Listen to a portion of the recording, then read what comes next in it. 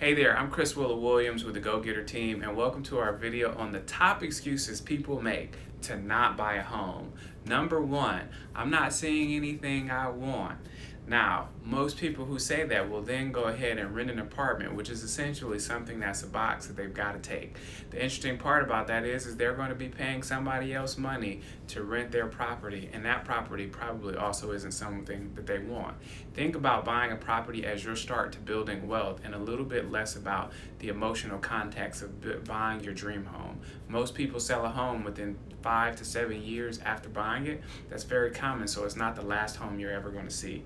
Number two, a friend said that the market is going to crash. Guess what? The market did crash before, and currently right now we're talking that was 10, 15 years ago that the market crashed. Maybe every 80 years, and even so, if it does, the market always comes back.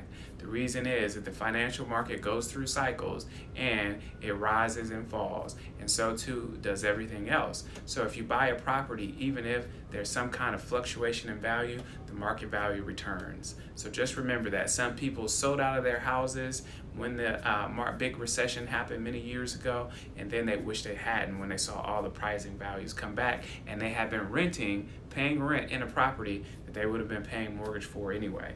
Number three, I don't have the money for a down payment. Now here's the cool thing about it, is there are down payment assistance programs that exist, all kinds of programs that are spread out through most major metropolitan areas and definitely here in Metro Atlanta. So you just want to do a little bit of investigative work to see if you can have one of these programs grant you some money to buy a house. That could start you on the process of building wealth. Number four, I don't want to compete for a home. A lot of times when we're in the seller's market, there are multiple offers on properties, and some people, they want to buy a property in isolation and not have to make a decision very quickly. While I realize making a decision very quickly can be intimidating, it really is more about your understanding. If you get with a great agent, like I think that I am, you will find that you become educated about the process, and when you have that experience, you will then know that it's easy to make an offer and find a property that you like, even if multiple other people are making bids. The thing about making a bid on a property with multiple offers is chances if more people want it, they're going to want it when you sell it many years down the road, which is a good thing. So you definitely want to consider that. And number five, I'm too busy.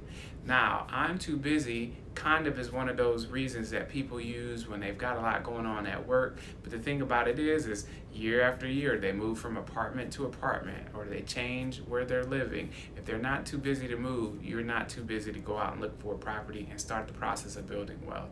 Don't let it slow you down just because you've got a lot going on at work. Get with a great real estate agent like myself who's going to try to minimize the amount of time that you need to go out and look at properties. We do a in-depth analysis with all our clients when we sit down for 45 minutes, and then again when we go on our first showing, so that we minimize the amount of houses that we'll have to see, so that you can make a decision quickly and feel like you're getting the house that you want. If you have more questions or you're thinking about buying a home, we would love to hear from you. We'd love to be of service to you. Please reach out to us. You can send us a direct message as always, email, or you can follow us and wait for a video that you like and then reach out to us. We'll see you then.